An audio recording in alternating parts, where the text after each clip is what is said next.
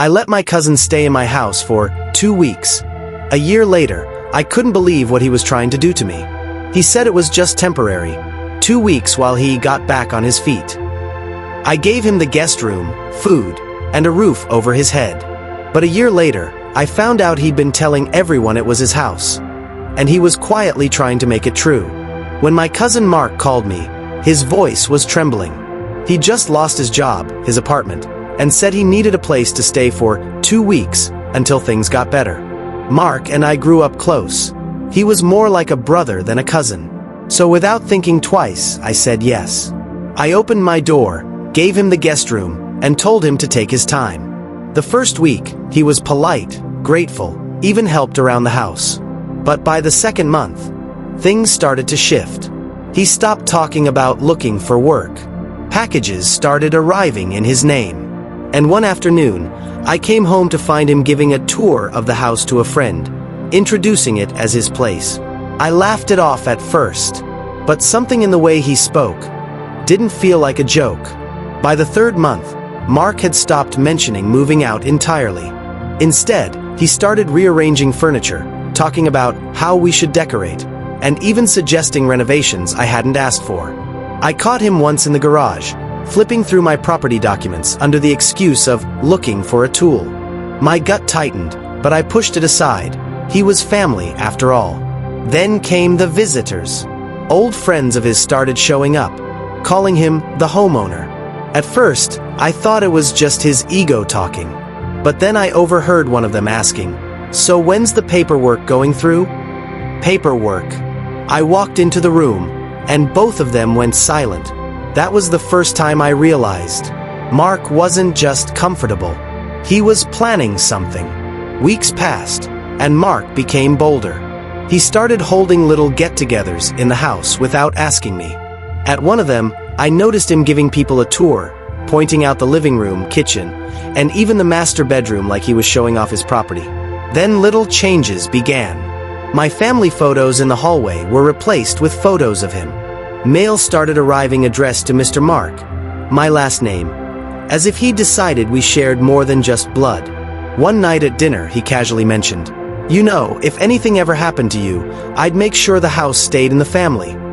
He laughed after saying it, but his eyes didn't. Something was moving beneath the surface.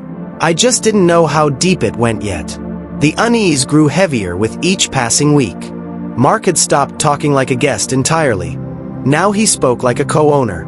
I started noticing things that didn't make sense. Important letters from the bank went missing.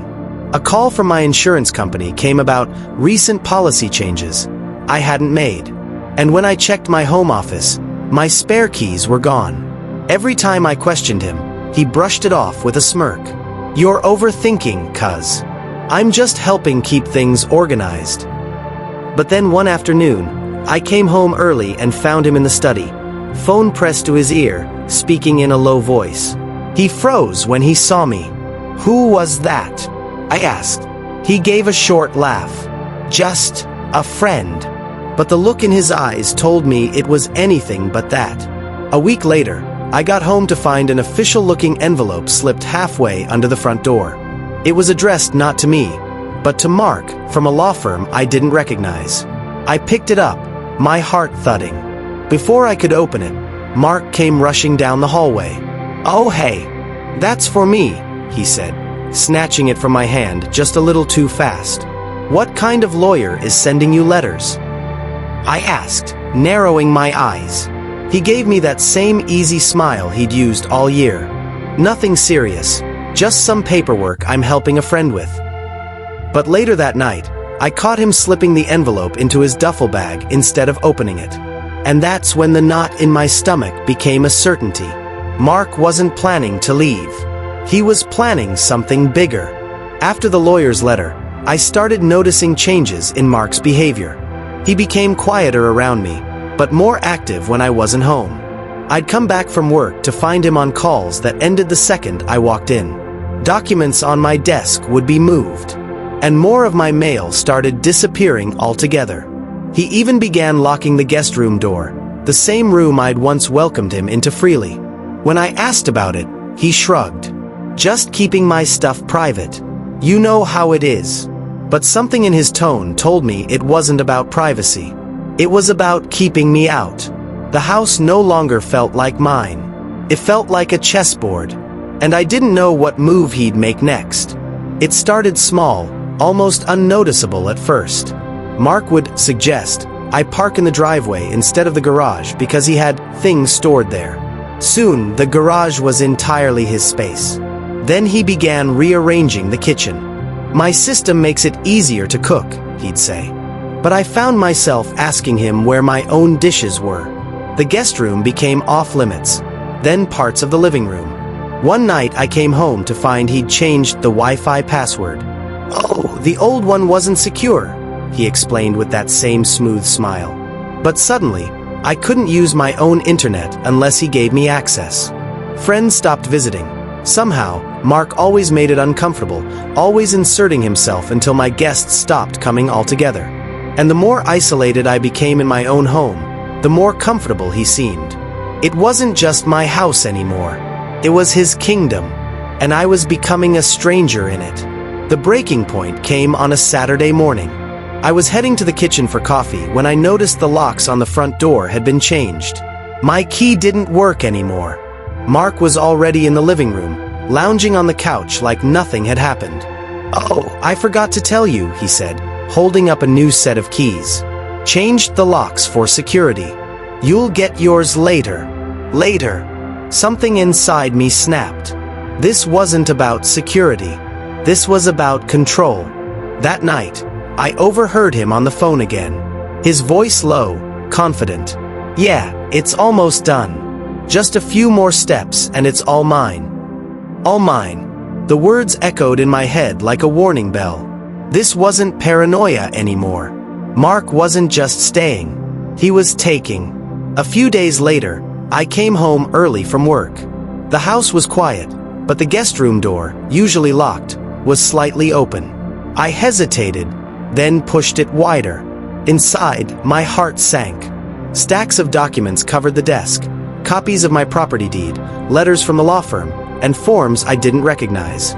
But what froze me in place were the forged signatures at the bottom of some of them. My signature. He wasn't just trying to stay in my house. He was trying to own it. I heard footsteps behind me. Mark's voice, cool and unshaken. "You shouldn't be in here." I turned, anger boiling. "What the hell is this, Mark? You're forging papers? You're trying to take my house." He didn't flinch. Instead, he smiled faintly. "It's not your house anymore. You let me in, you stopped paying attention, and now," he spread his hands, "I'm just making it official." For the first time, I realized Mark hadn't just been living here. He'd been replacing me, piece by piece. I stepped forward, my voice low but shaking with fury. "You used my kindness to steal from me?"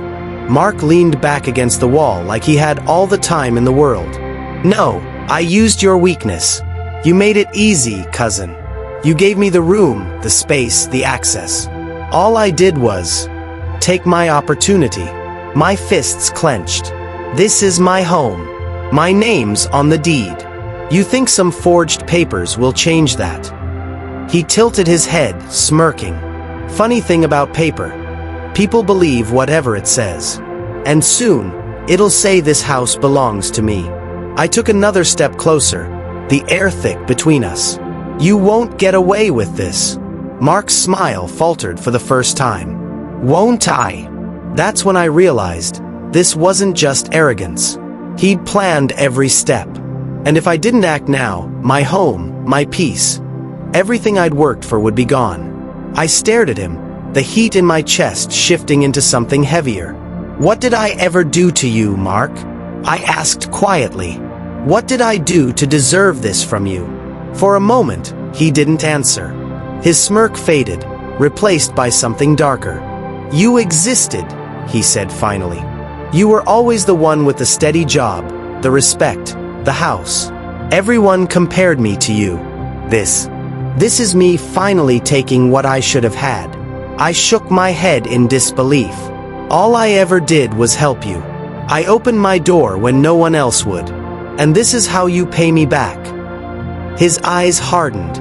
"No, this is how I stop being the loser, cousin. This is how I get what's mine." Hearing it out loud, his bitterness, his warped sense of entitlement, lit something in me. It wasn't just about the house anymore. It was about how far he was willing to go, and how far I'd have to go to stop him.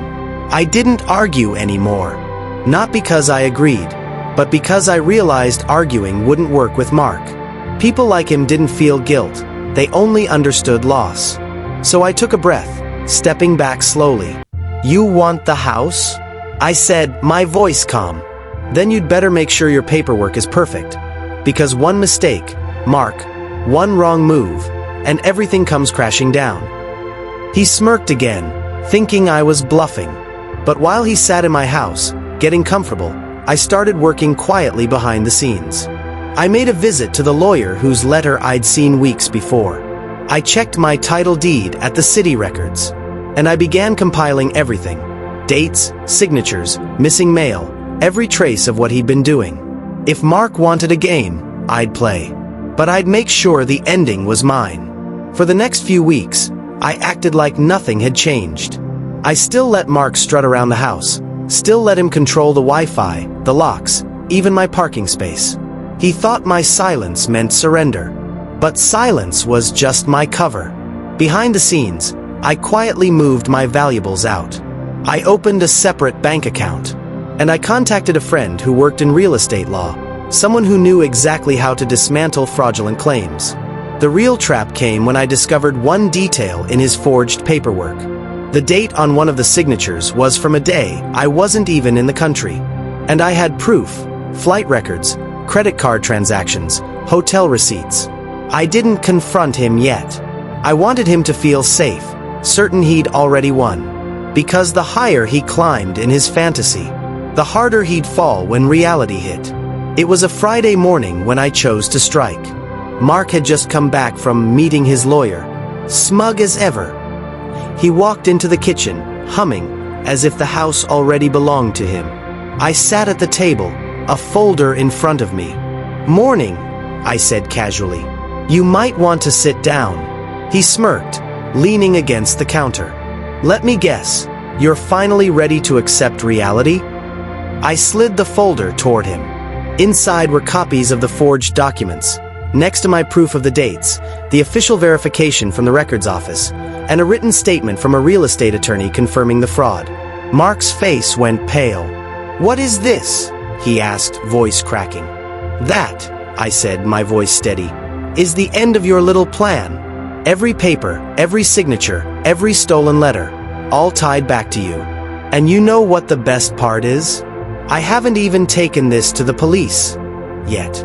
For the first time, the confidence drained from his eyes. He wasn't in control anymore. Mark's smirk was gone, replaced with a nervous twitch in his jaw. "Look, cousin," he said, forcing a laugh that didn't reach his eyes. "You're blowing this out of proportion. We're family. We can work something out." "Work something out?" I cut in, my voice cold. "You forged my signature, tried to steal my house, and lied to my face every day. You think this is something we work out over coffee?" He took a step toward me, hands raised like he could talk his way out of it. "It wasn't personal. I needed a win, okay? Everything always goes your way. This was my chance to finally be somebody." I shook my head slowly. "No, Mark. This was your chance to destroy yourself. You just decided to take me down with you, and you failed." He glanced at the folder again, the weight of the evidence sinking in. For the first time since he'd moved in, Mark looked small, desperate, trapped. "You can't go to the police," he said, his voice quieter now. I met his gaze without blinking. "Watch me." I stood, taking the folder in my hand. "This house stopped feeling like home the day you walked in. Today, that changes." Mark tried to speak, but I held up my hand. "You have two choices. Pack your things and walk out of here quietly. Or I take this folder to the police and let them drag you out in handcuffs." His eyes darted between me, the door, and the folder like he was calculating a way out. but there wasn't one. Not anymore. "You wouldn't do that," he muttered. I stepped closer, my voice low but firm. "After everything you've done? Try me." Mark's shoulders slumped, the fight draining out of him. Without another word, he turned and went to the guest room. I stood in the hallway, listening to drawers slam and bags zip shut. When he finally walked out with his duffel bag, he didn't look back. And for the first time in months, the air in my house felt lighter. The locks were still changed, but this time, I'd make sure they stayed that way for me. I stood by the door as Mark walked down the driveway, the weight of his lies and schemes finally leaving with him. For months, my own home had felt like a prison, every room a reminder of how trust could be twisted into a weapon. As the door shut behind him, I locked it. This time, the keys were mine alone. I looked around the quiet house and let out a breath I hadn't realized I'd been holding. Mark thought he'd taken advantage of my kindness. But what he really did was teach me a lesson I'd never forget. Some people aren't guests. They're thieves in disguise. And when they show their true face, you don't open the door again. Thanks for watching. Don't forget to like, share, comment, and subscribe for more powerful stories.